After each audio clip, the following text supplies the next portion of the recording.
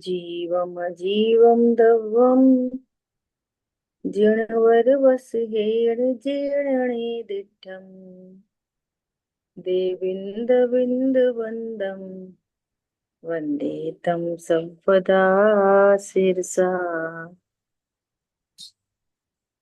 द्रव्य संग्रह ग्रंथ गाथा नंबर 56 पर स्वाध्याय कर रहे हैं गुरुदेव श्री के प्रवचन के माध्यम से।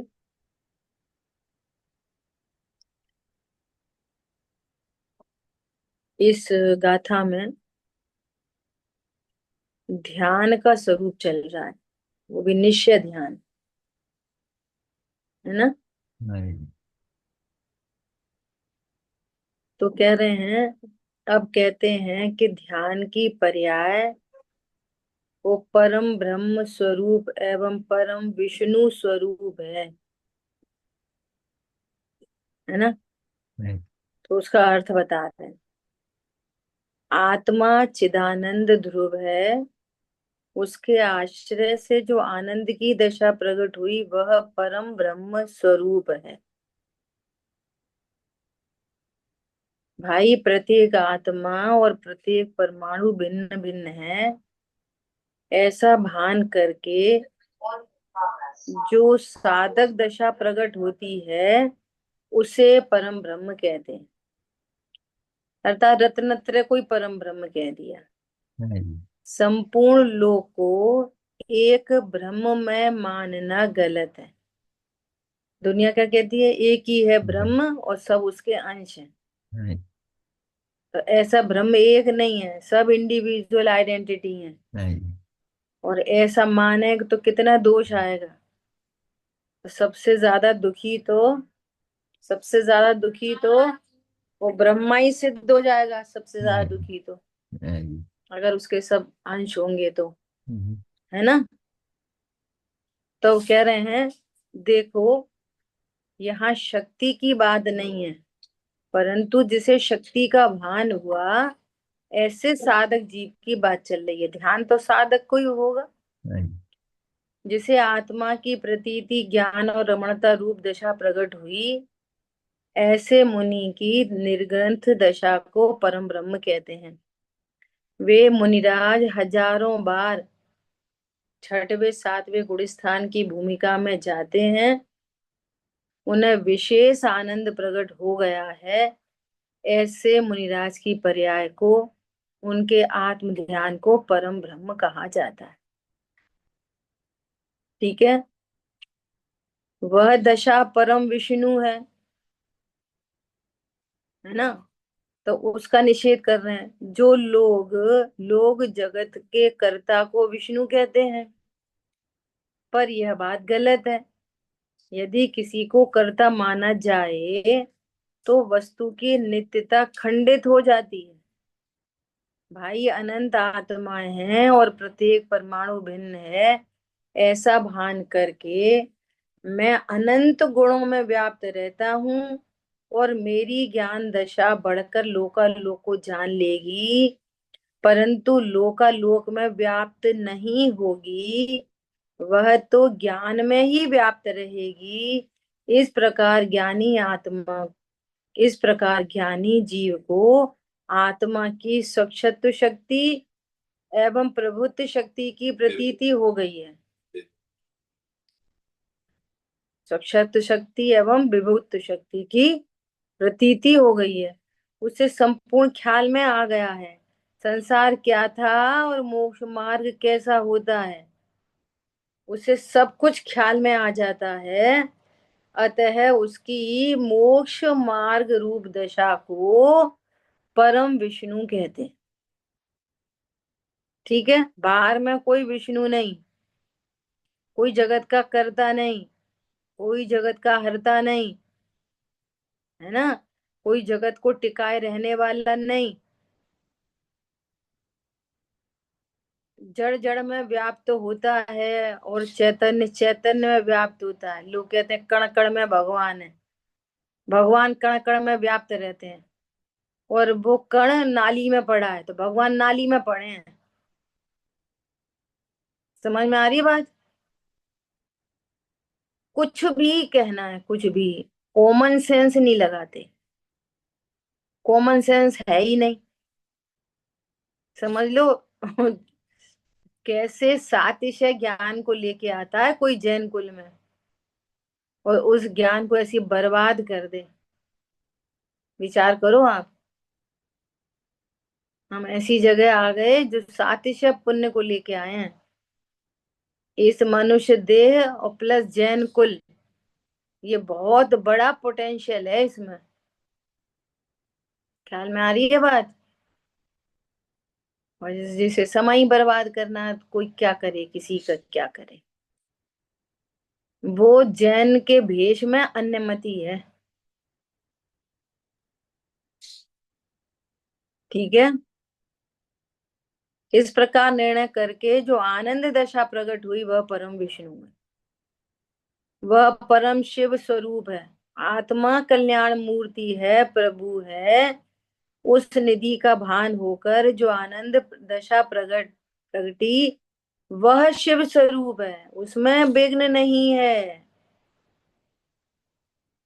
वह आत्मा की कल्याण रूप दशा है।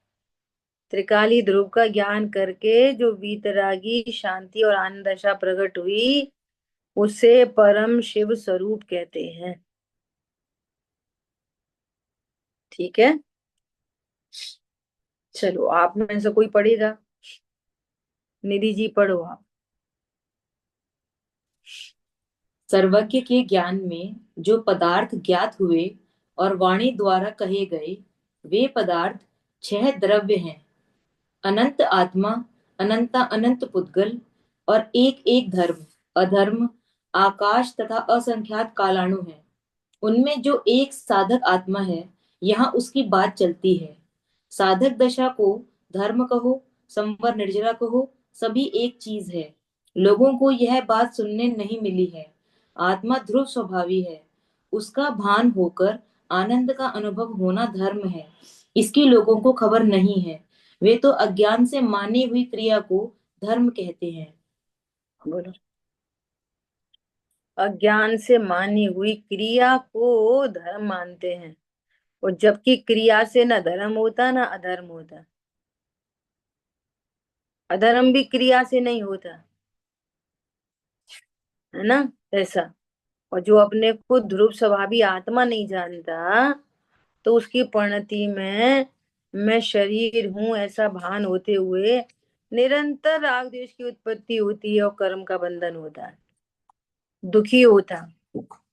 साधक दशा मतलब जिसकी परिणति में संवर निजरा प्रकट हुआ है, जिसकी परिणति में रत्नत्र प्रकट हुए हैं, वो है साधक दशा।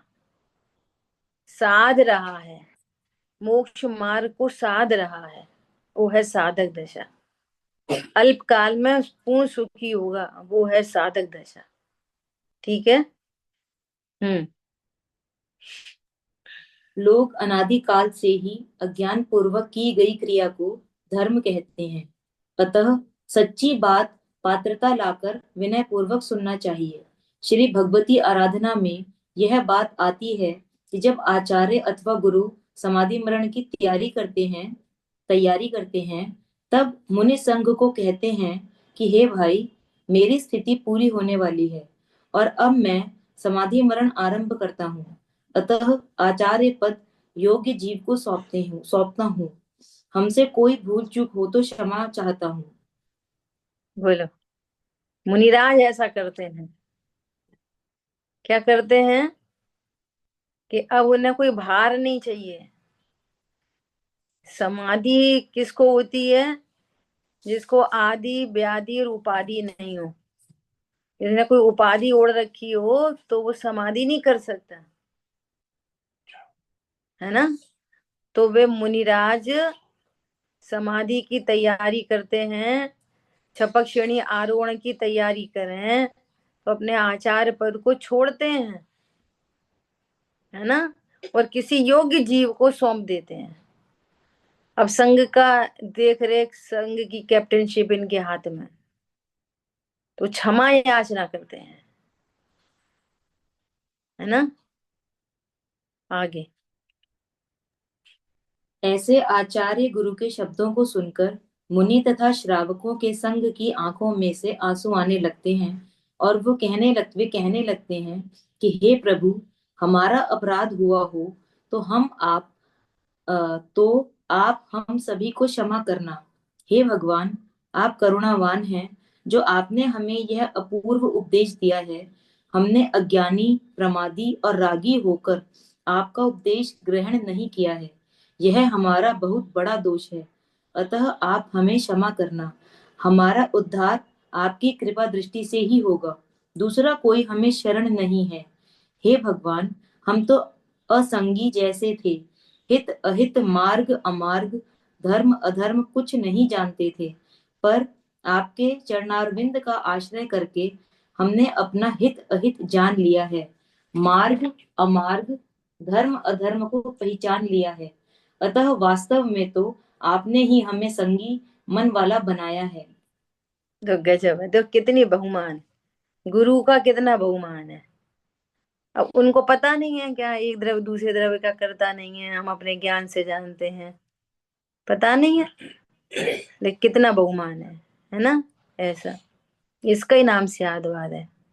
और देखो, सरलता से स्वीकार कर रहे हैं, क्या स्वीकार कर रहे हैं? आपने हमें उपदेश दिया, आपने सिखाया, और हमने नहीं सीखा, ये हमारा दोष है। और आज तो कोई दोष मानने ही तैयार नहीं है। वो तो हमने इसलिए नहीं कर पाए, वो तो हमने इसलिए नहीं किया, वो तो हमें आता था, वो तो हम भूल गए थे। ऐसा जीव आगे बढ़ सकता है? देखो, ये मुनि पद में होकर क्षमा मांग रहे हैं, विचार करो आप। तीन कषाय चौकड़ी के अभाव की वीतरागता वाले, जो स्वयं ही कल्याण मूर्ति हैं, संवर निर्जरा की मूर्ति हैं, क्षण क्षण में छठवा सातवां गुणस्थान है जिनको, वे अपने दोष को स्वीकार कर रहे हैं। सोचो कितनी गंभीर बात है। और यहाँ तो कोई दोष कोई स्वीकार करने तैयार नहीं होता। आज बहाने बनाते हैं तरह तरह के बहाने, तो चार गति में ही बहाएंगे। मतलब सम्यक दृष्टि मतलब ट्रांसपेरेंट, सम्यक दृष्टि ट्रांसपेरेंट होता है। उसको क्रोध आएगा तो क्रोध व्यक्त हो जाएगा, छिपाएगा नहीं। क्षमा होगी तो क्षमा व्यक्त हो जाएगी, छिपाएगा नहीं, मायाचारी नहीं होती। तभी तो त्रियंच गति में नहीं जाते।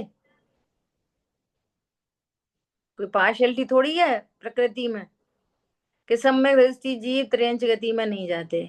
क्यों नहीं जाते? क्योंकि वे सम्यक दृष्टि है? नहीं, सम्यक दृष्टि को ऐसी मायाचारी के परिणाम नहीं होते। भाई भाई में झगड़ा हो गया तो झगड़ा व्यक्त हो जाएगा, छिपाएंगे नहीं। ये लोग क्या कहेंगे, दुनिया क्या कहेगी, बाद में हमारा नाम होएगा, अपन तो भगवान बन जाएंगे, बाद में लोग कहते ही रहेंगे। ख्याल में आई बात? सी बात है। अब ये प्रेरणा दी पढ़ रहे थे, इसमें एक कैसा टॉपिक आया कि लक्ष्मण की माँ ने लक्ष्मण से पूछा कि जब तुम्हें शक्ति लगी थी तब तुम्हें कैसा लग रहा था? तो उन्होंने बोला कि माँ, मैं तो आराम से सो रहा था। तो तुझे दुख नहीं हो रहा था? दुख तो राम भैया को हो रहा था। जिसको राग हो वो दुखी होता है। समझ में आ रही है? तो जिसको जिसको शक्ति लगी है वो दुखी नहीं हो रहा, और मेरा भाई है, मेरे भाई को ऐसा हुआ, वो दुखी हो रहा है। ख्याल में आई बात? ऐसा। सो यहाँ पर कह रहे हैं कि आपके ही चरणार बिंद की कृपा से हम हम हम तो असंगी थे, आपके कारण ही हम संगी हो गए। संगी किसको कहना? संगी मतलब क्या सच में असंगी थे? संगी कहते ही उसको है जो हित हित का जिसको विचार हो। जिसको अपने हित हित का ही विचार नहीं है वो काय का संगी है? एकमात्र कर्म के उदय में बाहर चला जा रहा है। मेरा हित किस में है, मेरा अहित किस में है, मार्ग क्या है, अमार्ग क्या है, धर्म क्या है, अधर्म क्या है, सब लगा लेना। खाने योग्य क्या है, छोड़ने योग्य क्या है। कोई बोला मैं तो लौकी छोड़ दी, लौकी थोड़ी छोड़ने योग्य है। समझ में आ रही है, हमने लौकी का त्याग कर दिया। अरे पहले नक्की करो क्या छोड़ने योग्य है, क्या अयोग्य है। पहले वे छोड़ो जो अभक्ष है, क्रम है। फिर वे छोड़ो जिनमें आसक्ति है। फिर वे छोड़ो जिनमें जिनमें आसक्ति कम होती जा रही है, उनको भी छोड़ो अनाहरी स्वरूप के आश्रय से। अहितकारी चीज खा रहे हैं और हितकारी छोड़ दी,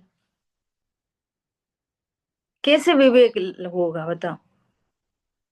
पंडित साहब के भी इसमें एक प्रसंग आया कि तुम लौकिक में हित हित नहीं समझ पा रहे तो पारलिक लौकिक का तत्व ज्ञान तो बहुत बड़ी चीज है, कैसे करोगे, तत्व ज्ञान कैसे होएगा। ऐसा तो कह रहे हैं कि हे प्रभु, आपने हमें संगी मनवाला बना दिया, हमको धर्म अधर्म हित अहित का विचार विवेक हुआ है। ऐसा ठीक है, आगे। देखो, मुनियों की संग की विनय। वे भावलिंगी मुनि हैं, उन्हें आत्मा का भान है, तथा वे यह भी जानते हैं कि कोई किसी को ज्ञान नहीं दे सकता, स्वयं से ही ज्ञान होता है। फिर भी विनय का शुभ राग उठा है, तो विनय पूर्वक श्री गुरु से कहते हैं कि हे प्रभु, हमने हित अहित की बात सुनी नहीं थी, अतः हम तो बहरे जैसे थे। आपके प्रसाद से हित अहित सुनकर जान लिया है, अतः अतः आपने हमें कान दिए हैं। हे भगवान, अनादि से स्वपर के स्वरूप को हमने नहीं देखा था, अतः हम अंध समान थे। पर अब आपके चरणारविंद के प्रताप से सभी पदार्थों का स्वरूप जान लिया है, अतः आपने ही हमें ज्ञान नेत्र दिए हैं। हे भगवान, जिस प्रकार वन में मार्ग को भूला हुआ कोई जीव रखड़ता है, उसी प्रकार हमारा जो हित निर्वाण है, उसके मार्ग को भूलकर अनंत अनंत काल तक सच्चे मार्ग से भ्रष्ट होकर हम परिभ्रमण कर रहे थे। पर आपने हमें निर्वाण के मार्ग में इस प्रकार लगा दिया है कि आनंद से मोक्ष में पहुंच जाएंगे। ऐसा सर्वोत्कृष्ट उपकार आपने हम पर किया है। देखो, सरल भाषा है, समझ में आ रही होगी। आपने ही कान दिए, आपने ही हमको मन दिया, आपने ही आंखें दी, है ना, सब कुछ आपका ही है। दीदी ये भक्ति स्वरूप है। बिल्कुल बिल्कुल। अच्छा। देखो, ऊपर ही कह दिया गुरुदेव श्री ने, एक द्रव्य दूसरे द्रव्य का कर्ता। सुनना, बहुत गंभीर बात है, ये भी समझने जैसी। सुबह चर्चा आई थी, दर्शन मोह चारित्र मोह। वस्तु स्वरूप के विरुद्ध जो परिणति है वो तो दर्शन मोह है, और सच्ची समझ होने के बाद वो जो विरुद्ध परिणति है वो चारित्र मोह। ये फॉर्मूला है, समझ लो। सच्ची समझ होने पर भी एक द्रव्य दूसरे द्रव्य का कर्ता हर्ता नहीं है, राग आदि जीव का स्वभाव नहीं है, ज्ञान किसी के द्वारा दिया जा सकता नहीं है। ये सारी बातें पता होने पर भी जिस गुण स्थान में जितना राग है, और पता है कि राग मेरा स्वरूप नहीं है, राग में हेयता भाषित होती है, तो भी गुण स्थान प्रमाण राग उत्पन्न होता है। निचला गुण स्थान है तो अशुभ राग भी उत्पन्न होता है, ऊंचा गुण स्थान है तो अशुभ के अयोग्य हो गए, शुभ राग उत्पन्न होता है। तो राग की भाषा ऐसी ही होती है। मालूम है तब तो सम्यक दृष्टि है, सच्चा ज्ञान है तब तो सम्यक ज्ञानी है। और एक आनंद धारा चल रही है, तब तो सम्यक चारित्र बनते हैं। अब ये शेष राग में ऐसा कार्यक्रम चलता है। और खास बात क्या है इसमें कि वो ज्ञान अब नयों में प्रवर्तमान है। अब वो ज्ञान निश्चय को निश्चय, व्यवहार को व्यवहार भली प्रकार से जानता है, स्व को स्व, पर को पर भली प्रकार से जानता है, कर्तृत्व अकर्तृत्व का भली प्रकार से ज्ञान है। पर द्रव्य मेरी पर्याय को उत्पन्न नहीं करा सकता, ये ज्ञान है।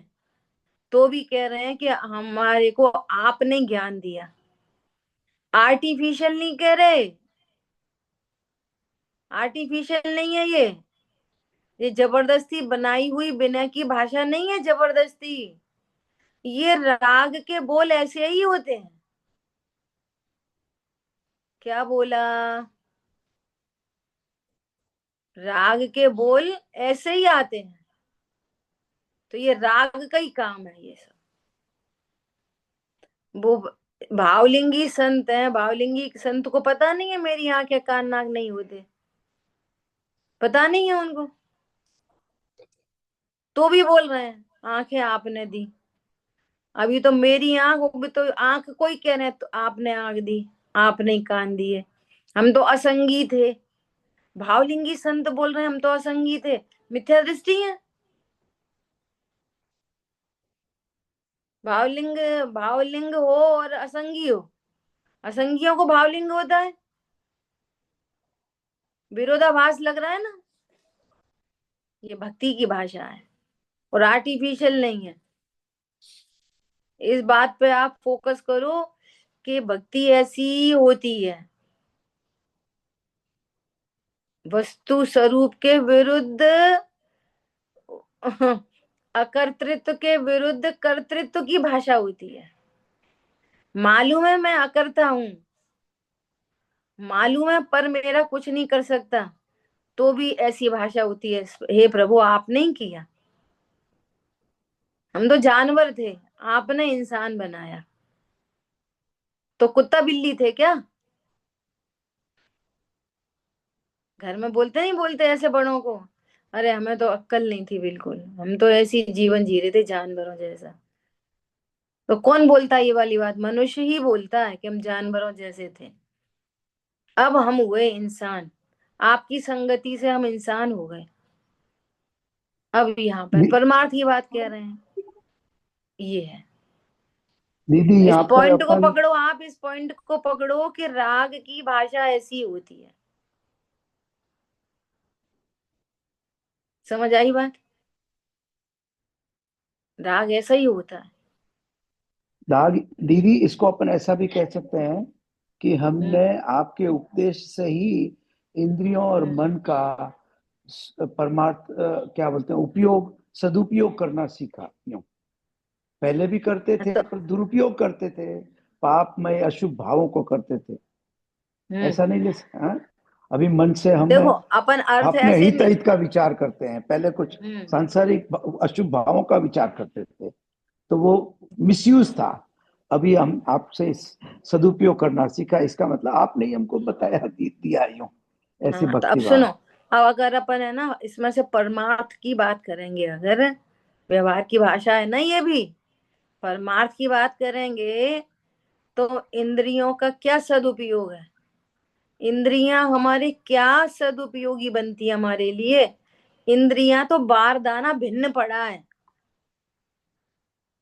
समझ में आ रही है? जब दुरुपयोग हो रहा है तब भी, वो तो भाषा है सद्बुद्ध व्यवहारने की। ज्ञान ही अपने स्वरूप को नहीं जान रहा, तो ज्ञान का दुरुपयोग है। इंद्रियों का क्या दुरुपयोग है? इंद्रियां तो खाली डिब्बा है, बारदाना है वो तो।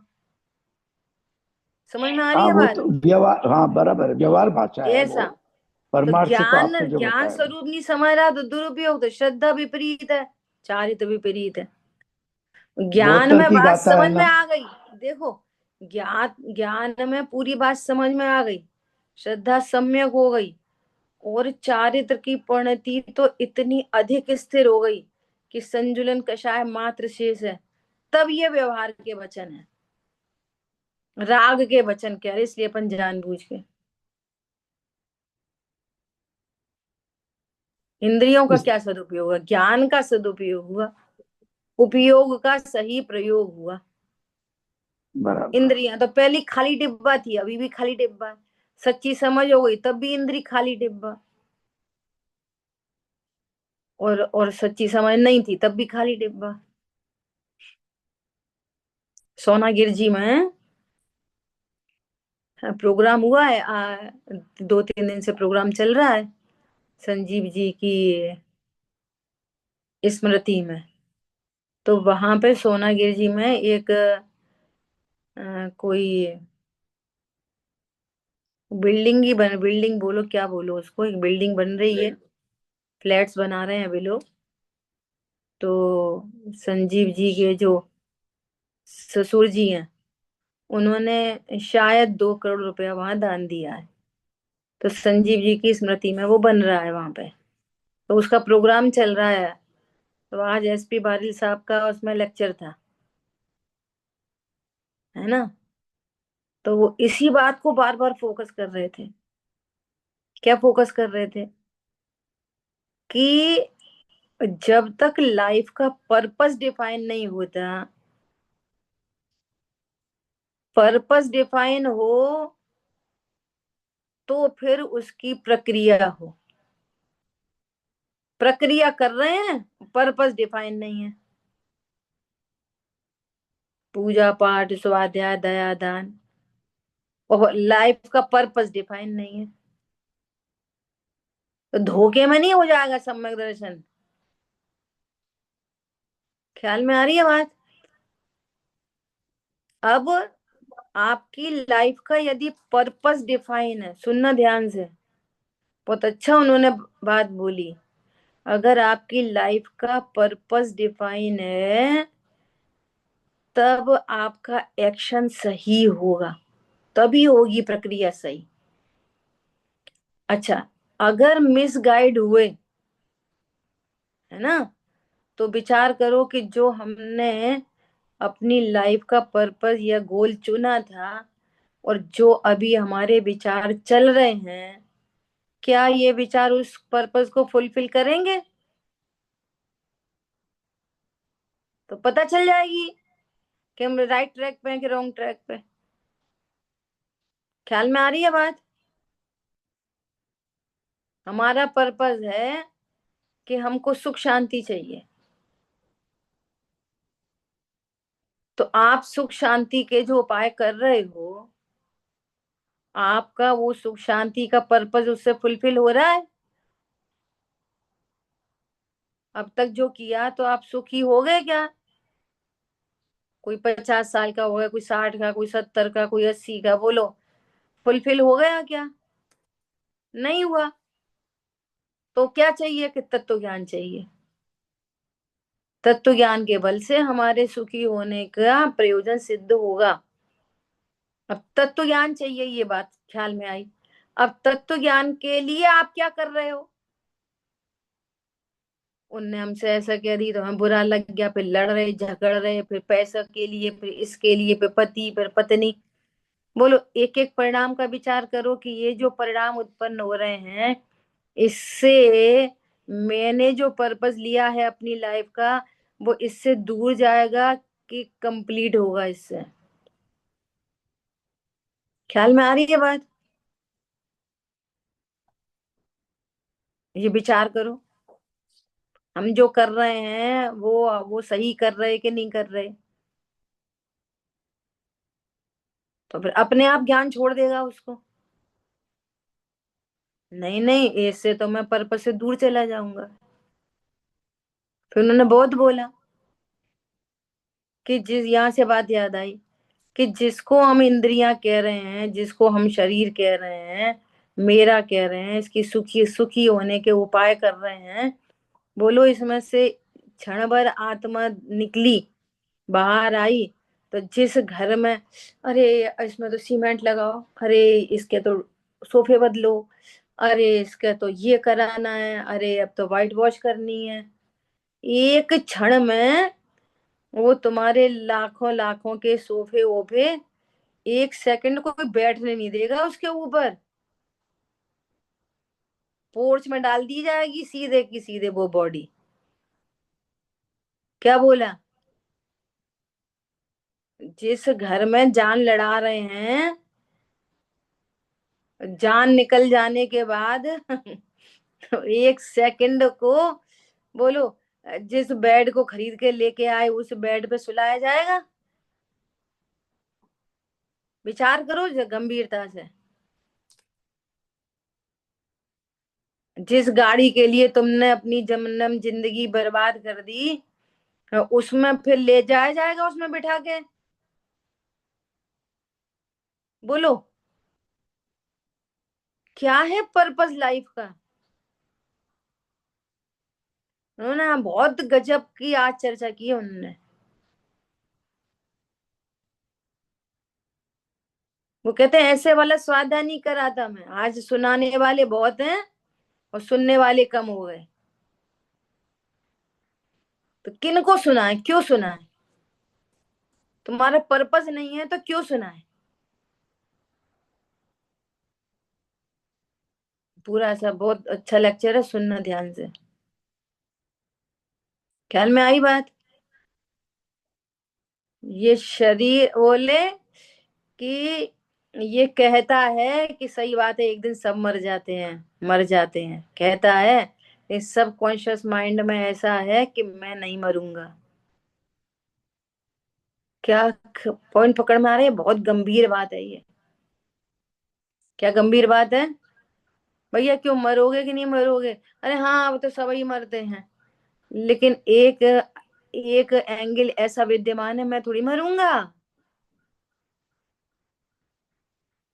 बोले 60 साल के बाद एक साल भी ऊपर हुआ तो बोनस है वो।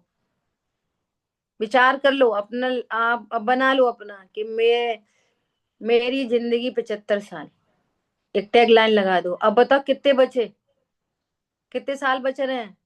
अब आप अपनी लक्ष्य की पूर्ति में लगा रहे हो उन साल, उन समय को।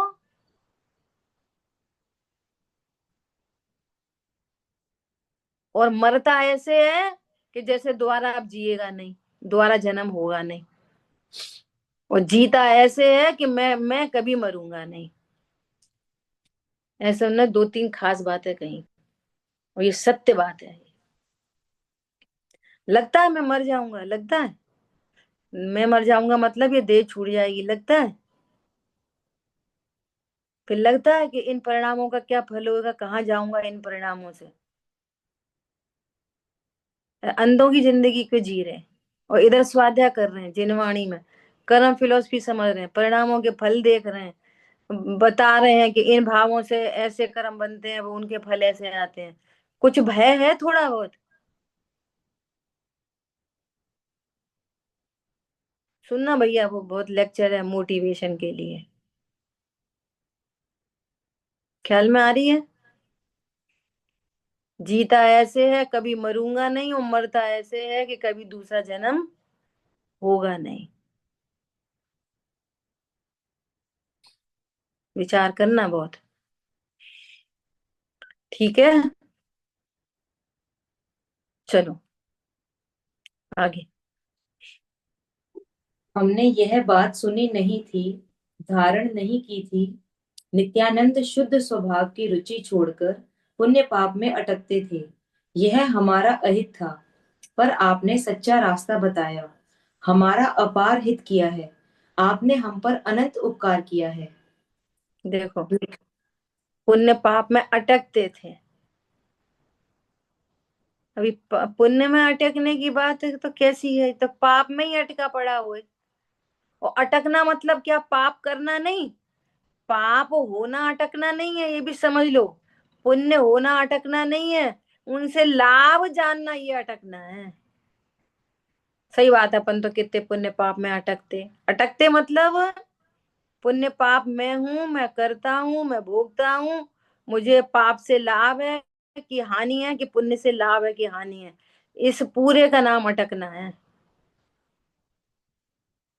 ख्याल में आई बात? ऐसा हम अटकते थे। पाप से लाभ कोई मानता है, नहीं मानता? सारी दुनिया मान रही है पाप से लाभ। हिंसा, झूठ, चोरी, कुशील, परिग्रह, क्रोध, मान, माया, लोभ से लाभ, सारी दुनिया पाप से लाभ समझ रही है। अरे ऐसे कैसे छोड़ दें, उनने हमारे साथ ऐसा किया।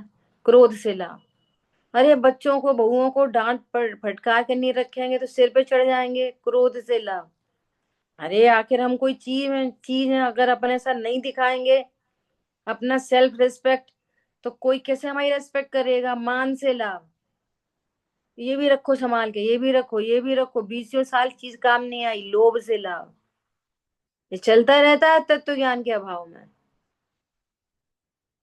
फिर शुभ भावों से लाभ तो फिर मानेगा ही मानेगा।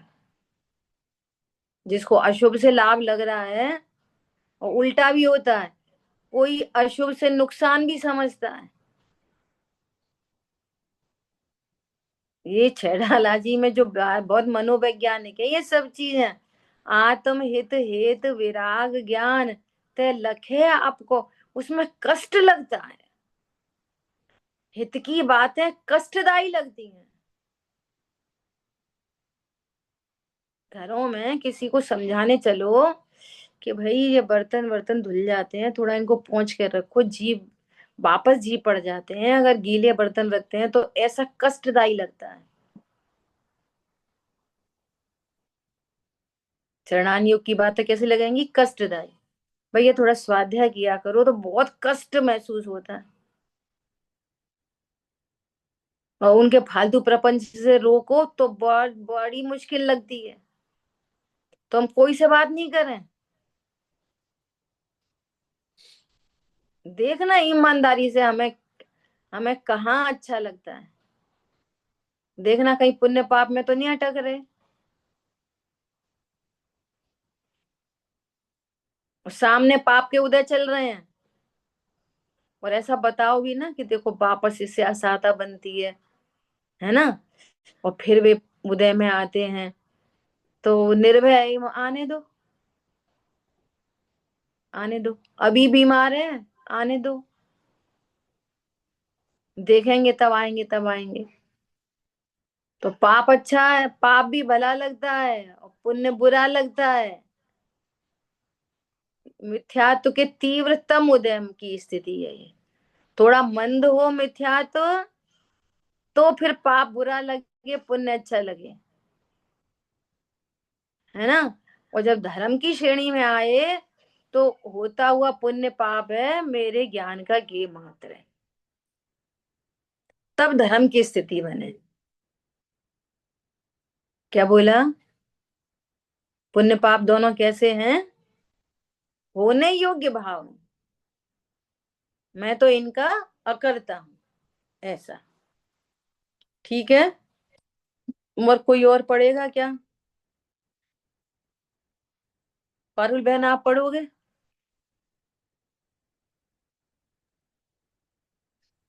हे प्रभु मैं पढ़ूं? आपके भी जी हे प्रभु आपके वियोग से हमारा देश ज्ञानी के विरह वाला हो जाएगा।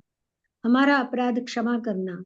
आपके वियोग के कारण हमारी 10 दिशाएं शून्य होकर अंधकारमय हो जाएगी। हमारा सूर्य अस्त हो जाएगा। हमारा सारा ही देश अंधकार रूप हो जाएगा। इस प्रकार आचार्य श्री के पास में क्षमा मांगते हुए चारों संघों की आंखों से आंसू बहते हैं। निर्ग्रंथ मुनियों को आचार्य का विरह पड़ रहा है। उन्हें आत्मा का भान है। अपने ज्ञान और आनंद अपने में से प्रकट होते हैं, फिर भी शुभराग की भूमिका में विनय का भाव आए बिना रहता नहीं है। हे प्रभु आपके चरणारविंद से हमें आत्मा का भान हुआ है। आपके वियोग से 10 दिशाएं शून्य हो जाएंगी, फिर भी हमें ख्याल है कि जो यह विकल्प उठता है वह शुभ राग है, बंधन है। तथापि यह विकल्प आए बिना रहता नहीं है। देखो कितना क्लियर है, मालूम है पता तो भी राग की स्थिति ऐसी है। सोचो संतुलन राग की स्थिति ऐसी है, तो प्रत्याख्यान की तो क्या बात करो। वो अनंतानुबंधी तो फिर खतरनाक है। अप्रत्याख्यान राग में सीता के लिए रोना हुए, लक्ष्मण के लिए रोना हुए, दो भाइयों में झगड़ा हुए तो कौन सी बड़ी बात है। और उन निचले गुणस्थानों में तो शुभ अशुभ दोनों लेशाएं होती हैं, 6 लेशाएं होती हैं। और मुनिराजों को अशुभ लेशा नहीं होती, मुनिराजों को शुभ लेशा में ये काम चल रहा है। आर्त ध्यान होता है मुनिराजों को, अपने संग के नायक यदि आचार्य भगवान उनका विरह बन रहा हो तो आंखों में आंसू आते हैं। और ये अज्ञानी, इसको आंखों में आंसू नहीं आए तो अपने को धर्मात्मा मानता है। और यहाँ मुनिराज की आंखों में आंसू है, कौन? भावलिंगी संतों की। अज्ञानी हर चीज का, क्रियाओं का नाटक करता है, क्रियाओं का। आंखों से आंसू नहीं निकले तो अरे स्वाध्याय है बहुत, रोना नहीं चाहिए। अंतरंग में अनिष्ट कल्पना चल रही है, इष्ट की कल्पना चल रही है, तो रोने से क्या होएगा? रो गए तो, नहीं रोए तो क्या हो गया? नहीं रोने से सम्यक दृष्टि नहीं हो जाएंगे, रोने से मिथ्या दृष्टि नहीं हो जाएंगे। उल्टा कर लो। वो तो तत्व ज्ञान तो कुछ निराली चीज है, अद्भुत है। बात तो उससे बनने वाली है। तत्व ज्ञान को शरीर से क्यों देखते? ख्याल में आई बात? जो एक दिन ऐसी बात आई थी ना कि निर्णय भी अंतर्मुखी परिणाम है, उसका भाव यही है क्या, कि जब तक आप आत्मा की चर्चा को, द्रव्य गुण पर्याय को शरीर से देखते रहोगे, निर्णय नहीं हो सकता। और शरीर सापेक्ष चर्चा चलेगी जिनागम में, जिनवाणी में मिलेगी शरीर सापेक्ष बातें, चरणानियों में मिलेगी शरीर सापेक्ष बातें। लेकिन हमारा ज्ञान देह से भिन्न आत्मा को द्रव्य गुण पर्याय अपने देखना शुरू करे, तब वो उसको निर्णय बनेगा। क्या बोला? देह से भिन्न आत्मा, बात चले देह की और वो समझे आत्मा को। बात चले झूठ बोलने की, उसको ये समझ में आ जाए कि मैं झूठ बोला नहीं जाता, आत्मा के द्वारा वहां झूठ बोलने का राग उत्पन्न हुआ है, इसका नाम है अंतर्मुखी परिणाम। बात चले शरीर की और इसको समझ में आए पर्याय, और पर्याय से गुणों तक पहुंचे, गुणों से द्रव्य तक पहुंचे। ये काम अंतर्मुक्ता में ही होगा, तत्व निर्णय। और मिक्स मैच करता रहे शरीर को आत्मा से, आत्मा को शरीर से, वे रो रहे थे, वे गा रहे थे, और ऐसा व्यवहार के कथनों को परमार्थ जाने तो निर्णय भी नहीं बनेगा। ख्याल में आई बात? ऐसा तो कितनी बड़ी बात कह रहे हैं। हमारी तो आपके वियोग से इष्ट वियोग अर्थ ध्यान है, ये 10 दिशाएं शून्य हो जाएंगी। अब जिन्हें जिन्हें साइंस पता नहीं ना, मुनिराज को आर्त ध्यान, इष्ट वियोगज, हाँ आर्त ध्यान नहीं है ये।